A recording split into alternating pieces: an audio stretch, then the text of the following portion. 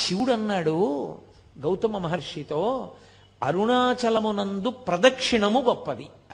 అరుణాచల ప్రవేశమునకు ముందు, అరుణాచల ప్రవేశము తరువాత అని జీవుడికి విభాగం చేస్తారు. అసలు వీడెప్పుడైనా అరుణాచలం వెళ్ళాడా చూస్తారు. అరుణాచలం వెళ్ళాడు, ఆ జీవుడి స్థాయి వేరు. అరుణాచలం వెళ్ళలేదు, ఆ జీవుడి స్థాయి వేరు. ఇప్పుడు అరుణాచల ప్రవేశం చేశాడు, గిరి ప్రదక్షిణం చెయ్యాలి, ఆ గిరికి ప్రదక్షిణం చెయ్యాలి తాను. ఆ కొండకి ప్రదక్షిణం అంటే శివుడికి ప్రదక్షిణమే. కలియుగంలో ఈ అరుణాచల పర్వతం చుట్టూ ఎవరు ప్రదక్షిణం చేస్తారో వాళ్ళందరికీ కూడా 100 అశ్వమేధములు 100 వాజపేయములు చేసిన ఫలితం వేస్తారు. అశ్వమేధయాగం అసలు నిజానికి కలియుగంలో లేదు. కలియుగంలో అశ్వమేధయాగం సంకల్పం చెయ్యడానికి అధికారం లేదు, చెయ్యకూడదు. ఎందుకంటే నిషేధింపబడింది. అశ్వమేధయాగంతో సమానమైనటువంటిది ఒకటి ఉంది, అది చేస్తే అశ్వమేధయాగ ఫలితం ఇచ్చేస్తారు. వాడు అశ్వమేధయాగం చేశాడు అని ఫలితం ఇస్తారు. ఏదది? అనాథప్రేత సంస్కారం. అనాథప్రేతానికి సంస్కారం చేస్తే వాడు అశ్వమేధయాగం చేశాడు అని ఫలితం వేస్తారు. 100 అశ్వమేధయాగముల యొక్క ఫలితాన్ని గిరి ప్రదక్షిణం చేసిన వాళ్ళకి వేస్తానన్నాడు. 100 వాజపేయములు చేసినటువంటి ఫలితాన్ని గిరి ప్రదక్షిణం చేసిన వాళ్ళకి వేస్తానన్నాడు. అంటే దాని ఉద్దేశ్యం, అసలు అరుణాచలం అనేటటువంటి క్షేత్రం ఒకటి ఉంది, దానికి ఇంత ప్రాశస్త్యం ఉన్నది, పరమశివుని యొక్క పరిపూర్ణమైన అనుగ్రహం ఉన్నది, అక్కడికి వెళ్ళాలనేటటువంటి కోరిక పుట్టడం జరగదు. ఎందుకని? అసలు కొన్ని కోట్ల జన్మలెత్తితే తప్ప అరుణాచల పర్వతం గురించి తెలుసుకోడు. అరుణాచల వైభవం అన్న మాట వినడు. కాబట్టి పక్కన పెట్టేయి. విన్నాడు, అది మనసులో హత్తుకుని అరుణాచలంలోకి ప్రవేశిస్తానన్న మాట అన్నాడు పో, అహంకారం వదల్లేడు. ఏదో ఒకటి వెంట పెట్టుకుంటాడు. వెంట పెట్టుకుని నేనింత వాణ్ణని డాంబికానికి పోయాడా ఆయన లోపలికి రానివ్వడు. అహంకార పరిత్యాగం చేశాడా లోపలికి రానిస్తాడు. అందుకే అరుణాచలంలోకి వెళ్ళాడు అంటే వాడికి ఏదో అధికారం ఉంది, పరమేశ్వరానుగ్రహాన్ని పొంది ఉన్నాడని గుర్తు. అందుకే లోపలికి రానివ్వరు. అటువంటి క్షేత్రాల్లో పరమ ప్రఖ్యాతమైన క్షేత్రములు అరుణాచలము, కాశీపట్టణము, ఇవన్నీ. ఎందుకని? అగస్త్య మహర్షి స్కాంద పురాణంలోనే కుమార సంహితలో చెప్తారు, ఎన్నో క్షేత్రాలకి వెళ్ళి నమస్కారం చేసినటువంటి పుణ్యము పరీపాకమైతే కాశీపట్టణంలోకి రావడానికి అర్హత వస్తుంది. అసలు అన్ని క్షేత్రాలకి జీవుడు ఎప్పటి నుంచో వెడుతుంటే ఆ ఫలితం ఉంటే తప్ప కాశీలోకి వెళ్ళలేడు. కుదరదు, వదలబమ్మన్నారు. ఇక అరుణాచలం తత్తుల్యం, అంత గొప్పది. అరుణాచల ప్రవేశము అంత తేలికైన విషయం కాదు. అలా ఆర్తి కలిగిన వాళ్ళకి చిన్న చిన్న విషయాల దగ్గర నుంచి పెద్ద పెద్ద విషయాల వరకు ఆయన అనుగ్రహించాడు ఆ ప్రదక్షిణ తత్వంలో. అందుకే కామ్యమునందు కూడా మీకు ప్రత్యేకంగా కోరి ప్రదక్షిణం చెయ్యక్కర్లేదు.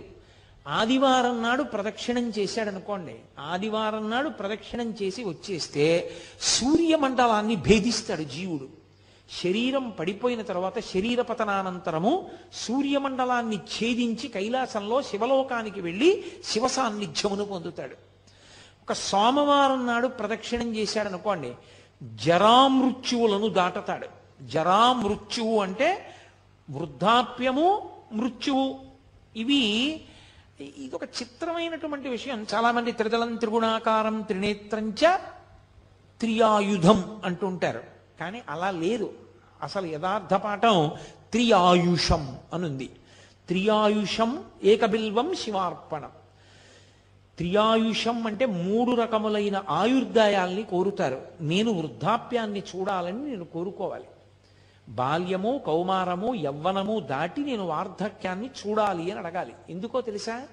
వార్ధక్యాన్ని చూడలేదు అంటే అపమృత్యువు. నా మనవల్ని ఎలా చూస్తాను?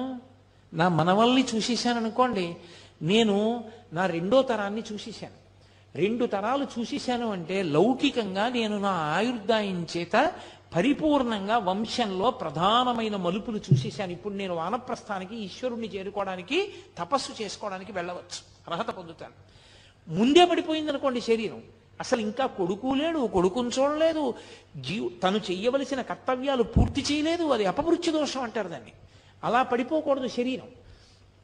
కాబట్టి అపమృత్యు దోషం పోవాలి అంటే జరా అంటే వృద్ధాప్యమునందు చింతతో అమ్మో ఇది పడిపోతుందేమో, అమ్మో ఇది పడిపోతుందేమో, అమ్మో ఇది పడిపోతుందేమో అని బెంగతో కాకుండా అమ్మో ఇది పడిపోకముందే చేసేయాలనేటటువంటి తాపత్రంతో చెయ్యగలిగినటువంటి స్థితిని పొంది తదనంతరము ఇక మళ్ళీ ఇంకొకసారి చావవలసిన అవసరం ఉండదు. అది ఆఖరి చావు. అంటే ఇంకోసారి పుట్టడని గుర్తు. పుడితే కదా చావడం. అది ఆఖరి వృద్ధాప్యం. ఆ ఆఖరి వృద్ధాప్యం భయంతో ఉండదు. ఆ ఆఖరి వృద్ధాప్యం త్వరతో ఉంటుంది. ఓ జుట్టు తెల్లబడిపోతోంది, 60 వచ్చేసాయి, చేసేయాలి గబగబా మంచి కార్యక్రమాలన్నీ. ఈపాటి ఓపిక ఉండగా సంధిబంధములు సడలిపోకముందే ఈశ్వరారాధన చేసేయాలి, ఈశ్వరుడిచ్చిన సమయాన్ని సాధ్యమైనంత వెచ్చించేయాలి అని త్వర కలిగి భగవదారాధన యందు మగ్నుడవుతాడు. మగ్నుడై ఆ భావనతో భావనతో భావనతో భావనతో ఉన్న కారణం చేత శరీరం పడిపోతున్నప్పుడు కూడా పటికి బెల్లం తిన్న నోరులా ఆ పారవస్యంతో పడిపోతాడు. పడిపోయిన కారణం చేత భగవంతుని యొక్క స్మరణలతోనే వెళ్ళిపోయాడు కాబట్టి ఇక మళ్ళీ రాడు కాబట్టి ఇక ఇంకొకసారి చావడు, ఇంకొకసారి పుట్టుక లేదు, ఇంకొకసారి మరణము లేదు. అందుకని జరామరణములను దాటాలి అంటే సోమవారం నాడు ప్రదక్షిణం చేయాలి. నువ్వు వేరే ఏమీ అడగక్కర్లేదు. ఏ రోజు ప్రదక్షిణం చేసినా ఫలితమే. ఈ కాలమా ఆ కాలమా అలా ఏం లేదు. మంగళవారం నాడు ప్రదక్షిణం చేస్తే సార్వభౌమత్వము. అయితే నేను ఇక్కడ మీకు ఒక మాట చెప్పవలసి ఉంటుంది. స్వయంగా భగవాన్ రమణులే చెప్పిన మాట. అరుణాచలంలో అరుణగిరికి ప్రదక్షిణానికి మంగళవారము శ్రేష్టము, చాలా మంచిది. మంగళవారం నాడు గిరి ప్రదక్షిణం చేస్తే ఎందుకో తెలుసా? అది అగ్ని కొండ, పావకి సుబ్రహ్మణ్య తత్వం, అది సుబ్రహ్మణ్య క్షేత్రం, శివానుగ్రహం. అక్కడ మంగళవారం నాడు ఉదయం కుజహోర ఉంటుంది. కుజుని యొక్క శక్తిని తగ్గించగలిగిన వాడు సుబ్రహ్మణ్యుడు. మంగళవారం సుబ్రహ్మణ్యానుగ్రహాన్ని ప్రోధి చేస్తుంది. అందుకే మంగళవారం నాడు ప్రదక్షిణం చాలా గొప్పది. సూరి నాగమ్మ గారు ప్రతి మంగళవారం గిరి ప్రదక్షిణానికి వెళ్ళేవారు. అప్పుడు మంగళవారం నాడు ప్రదక్షిణం చేసిన వాడు సార్వభౌముడవుతాడు. సార్వభౌముడవుతాడు అన్న మాటకు అర్థం చక్రవర్తి అంటే రాజ్య పరిపాలనే అనుకోక్కర్లేదు. భక్తి సార్వభౌముడు కావచ్చు, వైరాగ్య సార్వభౌముడు కావచ్చు, జ్ఞాన సార్వభౌముడు కావచ్చు. కాబట్టి మంగళవారం నాటి ప్రదక్షిణం సార్వభౌమత్వాన్ని ఇస్తుంది.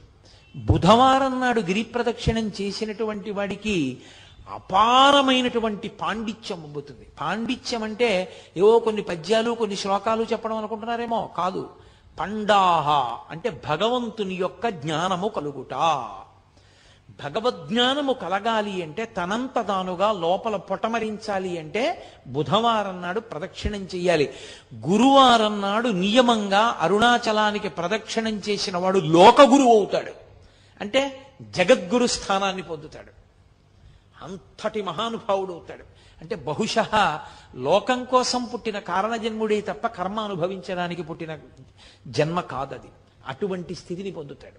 శంకర భగవత్పాదులు, ఒక చంద్రశేఖరేంద్ర సరస్వతి మహాస్వామి వారు, ఒక చంద్రశేఖర భారతీ మహాస్వామి వారు, నృసింహ భారతీ మహాస్వామి వారు, వీళ్ళందరినీ జగద్గురువులు అంటారు. ఆ జగద్గురు స్థానాన్ని అలంకరిస్తాడు. అది గురువారం నాడు జరిగేటటువంటి. ఇక శుక్రవారం నాడు అపార సంపత్తి, ఇహమునందు విశేషమైనటువంటి ఐశ్వర్యాన్ని పొంది అంత్యమునందు విష్ణుపథాన్ని పొందుతాడు. విష్ణుపథం అంటే వైకుంఠం, వైకుంఠాన్ని పొందుతాడు. అది శుక్రవార ప్రదక్షిణ. శుక్రవార ప్రదక్షిణంలో సంపత్తి అన్న మాట నేను వాడినప్పుడు ఎంత డబ్బు వస్తుందండి అని నన్ను అడక్కండి. సంపత్తి అన్న మాటకు అర్థం ఏమిటో తెలుసా? తృప్తి. నాకున్న దాంతో నేను తృప్తిగా ఉండడమే ఐశ్వర్యం. ఐశ్వర్యము అన్న మాటకు అర్థం ఏవో ఉంటే సంతోషం అయితే నీ జన్మలో సంతోషం అన్న మాటకు అర్థమే ఉండదు. ఎన్ని తెచ్చి నీ దగ్గర పెట్టినా నీకు ఇంకా లేనిదోటి ఉంది. నీకు ఏది ఉందో దాన్ని చూసుకుని మురిసిపోవడం నీకు అలవాటైతే నిన్ను మించిన ఐశ్వర్యవంతుడు ప్రపంచంలో లేడు. కౌపీనవంత కలు భాగ్యవంత అంటారు శంకరాచార్యుల వారు. గోచి పెట్టుకున్నవాడంత ఐశ్వర్యవంతుడు ఎక్కడున్నాడన్నారు. అన్నీ వదిలి ఇది చాలని వాడు సంతోషంగా గోచి పెట్టుకు తిరుగుతున్నాడు. ఇన్ని పట్టు పీతాంబరాలు కట్టుకున్నా ఏదో లేదని వీడు ఏడుస్తూనే ఉన్నాడు. అందుకే చక్రవర్తులు కూడా అన్నీ విడిచిపెట్టిన ఋషుల ఆశ్రమానికి వెళ్ళి కూర్చుని శాంతి పొందేవారు. వాళ్ళు అన్ని విడిచిపెట్టి శాంతి పొందారు. అన్ని ఉండి అశాంతిలో వీడుంటాడు.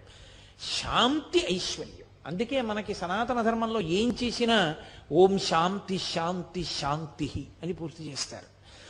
శాంతిని మించిన పరమైశ్వర్యం, తృప్తిని మించిన పరమైశ్వర్యం లోకంలో ఇంకోటి లేదు. నాకు ఈశ్వరుడు ఇది ఇవ్వలేదని ఏడిచేవాళ్ళు చాలా మంది ఉంటారు. నాకు ఈశ్వరుడు ఏమివ్వలేదని అడిగేవాడు కోట్ల కోట్ల మందిలో ఒక్కడే ఉంటాడు. అలా అడగగలగాలి అంటే వాడు నిత్యతృప్తుడై ఉండాలి. వాడు బ్రాహ్మణుడు. వాణ్ణి మించిన బ్రాహ్మణుడు లేడు. అందుకే వ్యాసుడు దేవి భాగవతం చెప్తూ పరమేశ్వరుడు కూడా ఎవరి పాదములకు నమస్కరిస్తాడని అడిగాడు. అడిగి సంతోషోహి ద్విజన్మనాం, నాకు ఇది కావాలన్న కోరిక మనసులో లేకుండా, ఎప్పుడు నాకు అసలు ఏం లేదన్న దాని మీద దృష్టి లేకుండా, నాకు ఈశ్వరుడు ఏమివ్వలేదని మురిసిపోయేవాడు ఎవడున్నాడో అటువంటి బ్రాహ్మణుడి పాదములు కడిగి ఆయన పాదములకు నేను నమస్కారం చేస్తానన్నాడు పరమేశ్వరుడు. కాబట్టి యతీనాం భూషణం జ్ఞానం సంతోషో హి ద్విజన్మనాం ఉద్యమం శత్రుహననం భూషణం భూతిమిచ్చతాం అన్నాడు ఆయన. కాబట్టి అది ఐశ్వర్యం అంటే. కాబట్టి ఇహమునందు సంపత్తి, విష్ణు పథమునందు స్థానము. శుక్రవారం నాడు ఆ గిరికి ప్రదక్షిణం. అలాగే శనివారం నాడు చేస్తే గ్రహపీడా విముక్తి. మీరు ఒక్క మాట చాలా జాగ్రత్తగా జ్ఞాపకం పెట్టుకోవాలి. గ్రహపీడా విముక్తి అన్న మాటకు అర్థం ఏమిటో తెలుసా అండి? ఆ గ్రహం మిమ్మల్ని బాధించడం మానేస్తుంది అని కాదు.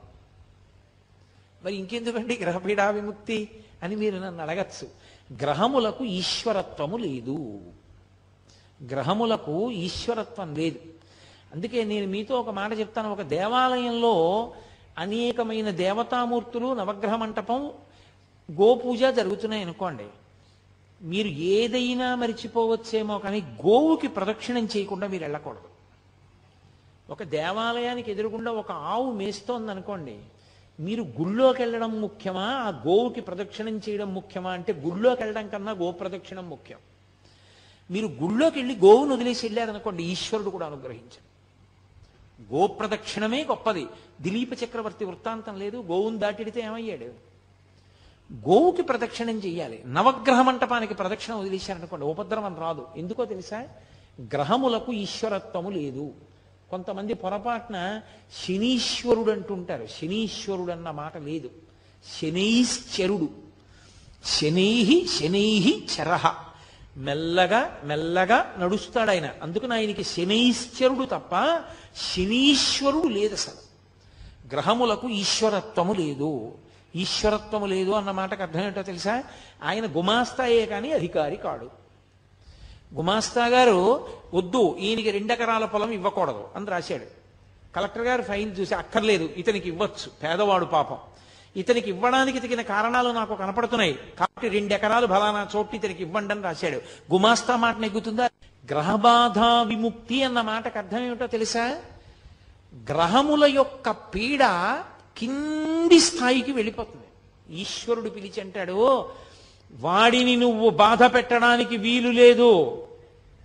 ఇప్పుడు పాము కరవాలి వాణ్ణి చీమ కరుస్తుంది. అంటే గ్రహం ఈశ్వరుడి మాటని బట్టి బాధించడంలో కింది స్థాయికి వెళ్ళిపోతుంది. అప్పుడు అసలు మిమ్మల్ని బాధించినట్టు ఉండదు. పాము కరిస్తే పడినటువంటి బాధ వలన పోవలసిన పాపం చీమ కరిచిన బాధని పాము కరిచిన బాధతో సరిపెట్టి పోగొడతారు. కొంతమందిని చూడండి, కారాగారంలోంచి సత్ప్రవర్తన వలన విడుదల చేసేసామంటారు. మనం ఎన్నుకున్న ప్రభుత్వానికే అంత అధికారం ఉంటే పరమేశ్వరుడికి గ్రహములను ఆదేశించడానికి అధికారం ఉండదని మీరు ఎలా అనుకుంటున్నారు? అది గ్రహపీడా విముక్తి అంటారు దాన్ని. అది శనివార ప్రదక్షిణం చేత కలుగుతుంది. కాబట్టి అసలు అరుణాచలానికి వెళ్ళి గిరి ప్రదక్షిణం చేసినటువంటి వాడికి పరమశివుడు గౌతమ మహర్షితో చెప్పిన మాట ఏమిటో తెలుసా? వాడికి ఆయనము, రోజు, ఋతువు, తిథి, నక్షత్రము, వారముతో సంబంధము లేదు ఎప్పుడైనా సరే. అయితే ఈశ్వరుని యొక్క అనుగ్రహము కాలమునందు విశేషమైతే ఉత్తరాయణ పుణ్యకాల ప్రవేశము, అలాగే ఒక గ్రహణ సమయమునందు, అలాగే ఒక పౌర్ణమి తిథి ఎందు అటువంటప్పుడు ప్రదక్షిణం చేస్తే విశేష ఫలితము సంక్రమిస్తుంది.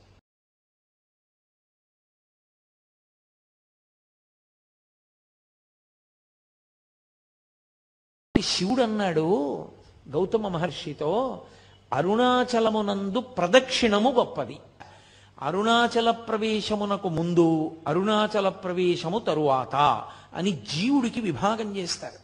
అసలు వీడెప్పుడైనా అరుణాచలం వెళ్ళాడా చూస్తారు. అరుణాచలం వెళ్ళాడు, ఆ జీవుడి స్థాయి వేరు. అరుణాచలం వెళ్ళలేదు, ఆ జీవుడి స్థాయి వేరు. ఇప్పుడు అరుణాచల ప్రవేశం చేశాడు, గిరి ప్రదక్షిణం చెయ్యాలి, ఆ గిరికి ప్రదక్షిణం చెయ్యాలి తాను. ఆ కొండకి ప్రదక్షిణం అంటే శివుడికి ప్రదక్షిణమే.